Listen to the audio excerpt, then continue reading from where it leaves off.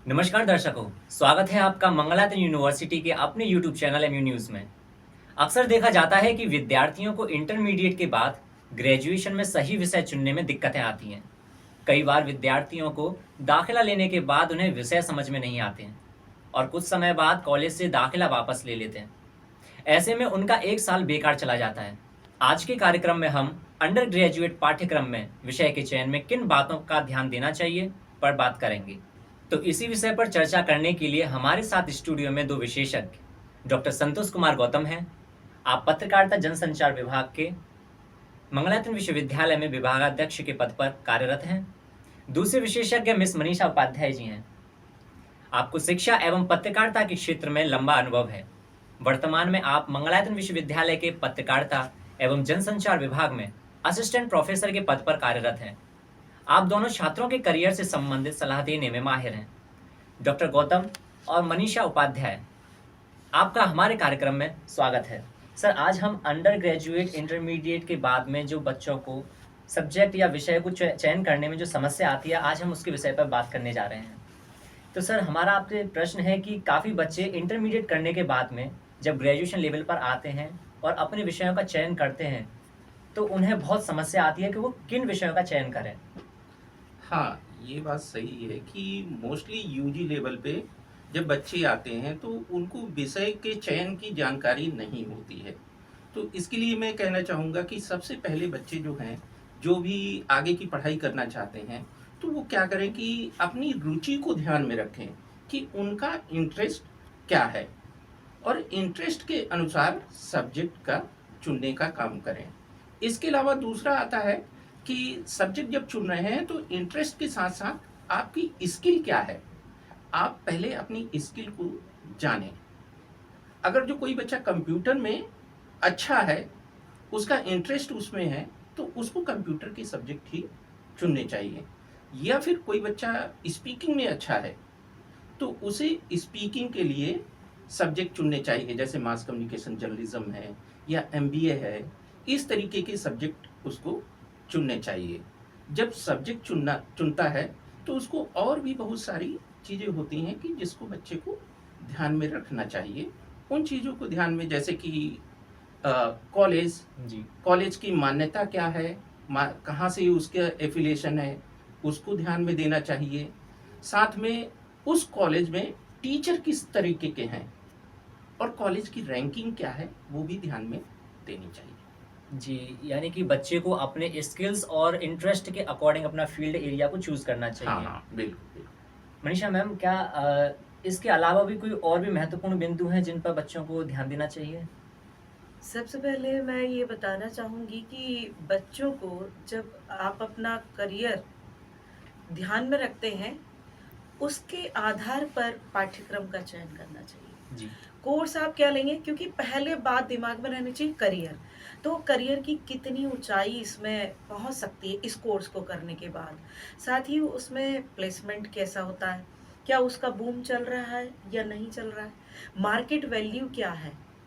क्या वो कोर्स हमें लंबी दूरी तक ले जा सकता है? सैलरी पैकेजेस क्या हो सकते हैं? तो आजकल हर बच्चा स्मार्ट सैलरी चाहता है, तो ज़ाहिर-सी बात है कि आप करियर में लंबी दूरी बनाने के लिए भविष्य में नौकरी, साथ ही अच्छा प्लेसमेंट और प्रमोशन और इन चीज़ों को ध्यान में रखें। उसके अलावा आपको ये देखना चाहिए कि जिस पाठ्यक्रम में मैं प्रवेश कर रहा हूँ, वहाँ ये प्रैक्टिकल वर्क कितना होता है, जी। उसका अनुभव दूसरे लोगों से भी आप जान सकते हैं जो पास आउट हैं उनसे। साथ ही ये भी किया जा सकता है कि जैसे वहाँ टीचर्स, उनका फैकल्टी का लेवल क्या है? क्या वहाँ एक जो है पढ़े लिखे हाईली क्वालिफाइड टीचर्स काम करते हैं? एक रेपुटेशन इंस्टीट्यूशन का भी देखना चाहिए। तो बहुत सारी चीज़ें हैं कि चयन, और एक और होता है कि हर कोर्स हर इंस्टीट्यूट में नहीं मिलता। जी। तो उसकी वजह ये है कि आप वो जब सिलेक्टेड कॉलेजेस में होता है, वहाँ पे चयन करना थोड़ा-सा और मुश्किल हो जाता है। तो आपको ये देखना चाहिए कि इन 3-4 जो इंस्टीट्यूशन हैं, तो इनका रेटिंग क्या है? उस अकॉर्डिंग आप उस कॉलेज का चयन करें, उस पाठ्यक्रम का चयन करें। जी, बहुत-बहुत धन्यवाद मैम। सर, आपसे एक प्रश्न पूछना चाहेंगे कि एक अच्छा पाठ्यक्रम कैसे चुना जा सकता है? देखिए, अगर जो एक अच्छे पाठ्यक्रम की बात करें, तो एक अच्छे पाठ्यक्रम में थ्योरी और उसके साथ ही प्रैक्टिकल भी ज़रूर होना चाहिए। तो स्टूडेंट जब सब्जेक्ट का चयन करता है, तो वो इन चीज़ों को ज़रूर ध्यान रखे कि थ्योरी उसमें कितनी है, प्रैक्टिकल कितना है। अब थ्योरी क्या होता है कि थ्योरी जो है बच्चे को सब्जेक्ट का नॉलेज देती है और प्रैक्टिकल जो है बच्चे की स्किल को एनहेंस करता है। तो इन दोनों चीज़ों को बच्चों को ध्यान में रखना चाहिए। इसके अलावा दूसरा है कि जो भी पाठ्यक्रम है उसमें प्रोजेक्ट कितने किए जा रहे हैं, उन प्रोजेक्ट पे ध्यान देना चाहिए और साथ में केस स्टडी जो है उन पे ध्यान देना चाहिए कि कितनी केस स्टडीज़ कराई जा रही हैं। साथ में इसके अलावा एक और पॉइंट है कि इंटर्नशिप बच्चों को, क्या ये कोर्स उनका इंटर्नशिप बेस्ड है? कि बच्चे को इंटर्नशिप कराई जा रही है कि नहीं कराई जा रही है? क्योंकि इंटर्नशिप सबसे ज़्यादा महत्वपूर्ण होती है कि जॉब या प्लेसमेंट के लिए वो बड़ी हेल्पफुल करती है बच्चे को और उसका इंडस्ट्री से टाई अप पड़ता है इससे। तो इन चीज़ों का ध्यान में रखना चाहिए कि थ्योरी और प्रैक्टिकल का दोनों उस कोर्स में होने चाहिए। मनीषा मैम, बच्चे जो आपको शिक्षा के क्षेत्र में काफ़ी अनुभव है, आपने काफ़ी बच्चों को अ, उनके करियर में हेल्प भी की है, काफ़ी बच्चे आपके आगे पढ़ के भी गए हुए हैं। तो मेरा आपसे प्रश्न है कि बच्चों को किस तरीके से अपने इंटरेस्ट फ़ील्ड को चयन करें ताकि वो अपने इंटरेस्ट फ़ील्ड को जो है चूज़ करने के बाद में अपने आप को सैटिस्फाई पा पा सकें? ये बहुत ज़रूरी बात है जब आप किसी कोर्स का चयन करते हैं, तो ये बहुत ज़रूरी है कि क्या वो कोर्स आप जो चुन रहे हैं, उसमें आपकी रुचि है? जी, ये अपने आप को जज करना है।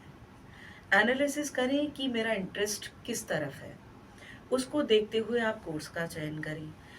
और दूसरी बात ये है कि आप जब चयन करते हैं किसी चीज़ का, तो उसके बहुत सारे फैक्टर्स होते हैं। उन चीज़ों को भी देखना चाहिए। दूसरा रुचियों का ध्यान हमें बहुत सारी जगह होता है कि अ, हम अपने दोस्तों के देखा-देखी भी ले जी, लेते जी। हैं कहीं कि नहीं मेरा फ्रेंड उसमें जा रहा है, मैं उसको लेकिन आप उसमें एबिलिटी नहीं है आपकी उसमें, तो क्यों जो है अभी हम ये इसकी बात करें पत्रकारिता की, आपका लेखन अच्छा नहीं है, आप स्क्रिप्ट अच्छी नहीं लिख सकते हैं या आप कैमरा ऑपरेट करना नहीं जानते, आपको वीडियो की समझ नहीं है। उसकी जो टर्मिनोलॉजी होती है उससे थोड़ा-थोड़ा तो आपको वाकिफ़ होना चाहिए। वो तब होगा जब आप उसमें इंटरेस्टेड होंगे। जब आप इंटरेस्टेड हैं तो आपको पता चलेगा कि यहाँ पे न केवल आपका करियर भी है और आपकी स्किल भी डेवलप हो रही है। तो फर्स्ट ऑफ ऑल आप सभी को ये ध्यान रखना होगा कि जब कोर्स का सिलेक्शन करें तो अपना इंटरेस्ट पहले जान लें। जी। जी। सर, कभी-कभार ऐसा होता है कि जो बच्चे ग्रेजुएशन करने के लिए आते हैं, वो अर्निंग के मोटिव से आते हैं कि उन्हें रोज़गार में मदद मिलेगी या फिर किस तरीके से वो उस सब्जेक्ट का चयन करें कि जिस तरीके से वो इंडस्ट्री फ़ील्ड में जा सकें, जो अपनी अर्निंग कर सकें। आप इस विषय में कुछ बच्चों को बताना चाहेंगे? हाँ, देखिए, अगर जो सब्जेक्ट का चयन करना है, तो आजकल ऑनलाइन रिसोर्सेज़ बहुत ज़्यादा हैं। जी, तो बच्चों को चाहिए सबसे पहले यूनिवर्सिटी की वेबसाइट पे जाएँ और वहाँ पे सारी यूनिवर्सिटीज़ ने अपने कोर्सेज़ को ऑनलाइन कर रखा है। तो वहाँ पे जाके कोर्सेज़ को डाउनलोड करें और उन कोर्सेज़ की स्टडीज़ करें कि कोर्सेज़ हैं वो किस तरीके के कोर्सेज़ हैं, इंडस्ट्री बेस्ड हैं कि नहीं हैं। अगर जो इंडस्ट्री बेस्ड होंगे, तभी बच्चों को जो है उनकी स्किल एनहांस करने में वो कोर्सेज़ हेल्प करेंगे। इसके अलावा बच्चे को चाहिए कि एक्सपर्ट्स जो हैं, खासकर मीडिया इंडस्ट्री के एक्सपर्ट्स या फिर एकेडमिक्स के एक्सपर्ट्स, इनकी सलाह लेनी चाहिए। एकेडमिक का एक्सपर्ट्स बच्चे को सही सलाह देगा कि किस तरीके का कोर्स उसको चयन करना चाहिए, कौन-सा कोर्स उसके लिए स्किल एनहांसमेंट के लिए बेटर है, कौन-सा कोर्स उसके जो थ्योरेटिकल नॉलेज है, जी। उसको एनहांस करने के लिए बेटर है। तो इन एकेडमिक का टीचर या एक्सपर्ट्स उसको सलाह दे सकता है अच्छी-सी। तो बच्चे को चाहिए कि कोई उसकी जान-पहचान का एकेडमिक्स का कोई टीचर हो, उससे जानकारी ले। इसके अलावा बच्चे को चाहिए कि अगर जो इंडस्ट्री की जानकारी लेनी है, तो इंडस्ट्री की जानकारी के लिए बच्चे को किसी इंडस्ट्री के पर्सन से मिलना चाहिए। इंडस्ट्री का पर्सन उसको सही तरीके से जानकारी देगा, क्योंकि बच्चे के पास सिलेबस है, तो वो बच्चा उस सिलेबस को दिखा सकता है, तो वो उसे सही सलाह देगा कि ये उसकी जो है, अगर जो वो स्किल एनहेंसमेंट के लिए कर रहा है, इंडस्ट्री में प्लेसमेंट चाह रहा है, तो क्या वो इस कोर्स उसके लिए पर्याप्त है। तो बच्चे को इन चीज़ों को ध्यान में रखना चाहिए कि सही सलाह सही व्यक्ति से लेनी चाहिए, और साथ में अपनी रुचि का भी ध्यान रखना चाहिए कि बच्चे की उसमें रुचि है कि नहीं है। अगर जो बच्चे का इंटरेस्ट होगा, तभी वो उस कोर्स को अच्छे से कर पाएगा और अपने जो गोल्स हैं उसको अचीव कर पाएगा। मैम, आप बच्चों की मेंटोर भी ऐसा हेल्प करती हैं, तो कभी-कभार क्या होता है कि बच्चे माता-पिता के कहने के कारण विषयों का चयन करते हैं, तो आप अभिभावकों को क्या संदेश देना चाहेंगी? बहुत ही महत्वपूर्ण प्रश्न जी, है। इस प्रश्न का एक यह जवाब है कि जो पेरेंट्स होते हैं, दरअसल उन्हें बचपन से ही बच्चों से बहुत उम्मीद होती हैं, और जब बच्चा होता है ना, छोटा होता है, तो कहीं न कहीं पेरेंट्स को भी ले लगता है कि मैं ये नहीं कर पाया, मेरा अपने बच्चा ये बच्चे को करे। भी तो वो अपने सपने उस पे बच्चे पे या तो डालते हैं। अब धीरे-धीरे जब बच्चा बड़ा होता है, ज़रूरी नहीं कि वो बच्चा जो माँ या पिता सोच रहे हैं वो वैसा ही करे। वैसा ही कर पाएँ। हाँ, तो इस वजह से क्या होता है, कभी-कभी पेरेंट्स जो हैं साइंस स्ट्रीम में बच्चे को डाल रहे हैं। बच्चे का इंटरेस्ट है कि वो जर्नलिज़्म करे। मेरे साथ भी बच्चे ऐसा का हुआ था कि जी। जो मेरा इंटरेस्ट था कि मुझे बिज़नेस करना था, लेकिन पापा कह रहे थे कि साइंस साइड ले। तो उस तो समय पे मुझे गाइडेंस नहीं मिल पाई थी, इसलिए मैंने कॉमर्स के ऊपर ले लिया था, पापा बाद में मान गए थे। तो तो मैं एक्चुअल चाहता में हूँ कि यही आप भी अभिभावकों को यही बताएँ कि यही बच्चों के ऊपर यही वो प्रेशर पेरेंट्स ना डालें। मोस्टली वो पेरेंट्स जो करते हैं वो यही करते हैं कि बच्चे को जो है अपने सपने अपनी इच्छाएं उन पे नहीं लादना चाहिए। मेरा मानना ये है, क्योंकि बहुत सारे बच्चे जब हम मेंटर होते हैं तब देखते हैं कि बच्चे को इंटरेस्ट नहीं आ रहा, उसका परसेंटेज नहीं बढ़ रहा है, उसका ग्रेड नहीं आ रहा है। बाद में जब उसकी तह में जाती है तो पता चलता है कि भाई मेरे इंटरेस्ट का नहीं है, मुझे तो मम्मी ने बोला इसलिए मैं कर रहा हूँ, या मैं कर रही हूँ। तो ये चीज़ें जो पेरेंट्स अपने बच्चों के ऊपर करते हैं वो नहीं होना चाहिए। हाँ, पेरेंट्स कर सकते हैं ये कि बच्चे को बिठाएं, उससे बात करें कि अच्छा बेटा आपका इंटरेस्ट किधर है। पहले बच्चे की रुचि जाने, उसकी क्षमताओं को पहचाने, कैपेसिटी है कि नहीं है। आपने साइंस दे दिया, वो फिजिक्स केमिस्ट्री कर सकता है कि नहीं। अगर पत्रकारिता ही है, उसे लेखन आता नहीं है, स्क्रिप्ट वो जानता नहीं है, न्यूज़ कैसे प्रेजेंट करते हैं वो जानता नहीं, और आप उसको एंकर बनाना चाहेंगे, नहीं हो सकता। तो ये एक है कि माता-पिताओं से मेरा कहना है कि अभिभावक पेरेंट्स प्लीज़ ये ना करें, क्योंकि इससे बच्चे पे क्या होता है, अननेसेसरी प्रेशर होता है। तो वो एक दिन फिर वो देखना पड़ता है कि ना घर का ना घाट का, ये हो जी। जाता है। तो ये चीज़ का ध्यान रखना बहुत ज़रूरी है। सर, आप क्या संदेश देना चाहेंगे अभिभावकों को? मैं पेरेंट्स को ये संदेश देना चाहूँगा कि जैसा मैम कह रही थी कि बच्चों पे प्रेशर ना डालें। जी, जी। बच्चे जो पढ़ना चाहते हैं उनकी रुचि के अनुसार उनको पढ़ने के लिए फ्री छोड़ दें। और बच्चे, ऐसा नहीं है कि बच्चे गलत डिसीजन लेते हैं। बच्चे की रुचि है तो बच्चे को पढ़ लेना देना चाहिए, ठीक है। और हाँ, ये ज़रूर ध्यान रखें कि बच्चा जो है वो अपनी रुचि के अनुसार सही सब्जेक्ट में जा रहा है कि नहीं जा रहा है, जी। ये ज़रूर ध्यान रखें। क्योंकि कभी-कभी बच्चा क्या होता है कि बच्चा भटक जाता है। अगर जो उसका फ्रेंड है कोई कोर्स कर रहा है, तो वो क्या करता है कि माता-पिता को गलत इन्फॉर्मेशन दे के बता देता है कि नहीं, मुझे जो है इस कोर्स में रुचि है, और वो उसी में एडमिशन ले लेता है, और बाद में उसे ड्रॉप आउट करना पड़ता है, या फिर वो किसी तरीके से पास हो जाता है, डिग्री ले लेता है, लेकिन कैरियर में कुछ नहीं कर पाता है। तो मेरा ये कहना है कि बच्चे भी जब कोर्सेज़ का चयन करें, तो कोर्सेज़ के चयन में संयम रखें और सोच समझकर निर्णय लें। ऐसा नहीं है कि उन्होंने फ्रेंड कर रहे हैं तो उन्हें भी कर लेना चाहिए कोर्स।